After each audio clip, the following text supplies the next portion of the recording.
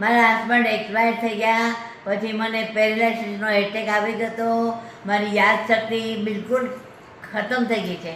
એટલે અત્યારે તમે વાત કરશો, સાંજે પૂછશો તો એ મને કાંઈ યાદ નહીં હોય.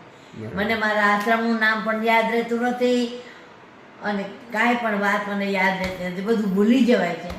બરાબર, એ તો યાદ શક્તિ અહીંયા હું દોઢ બે મહિનાથી આવી છું. સારી અને અહીંયાનું તપોવન વાતાવરણ બહુ સરસ છે, બધા માણસો ખૂબ સારા છે. અહીંયા અમે લિમિટેડ માણસો છીએ, હજી તો અમારું આશ્રમની શરૂઆત છે ને, ધીમે ધીમે બધા આવશે.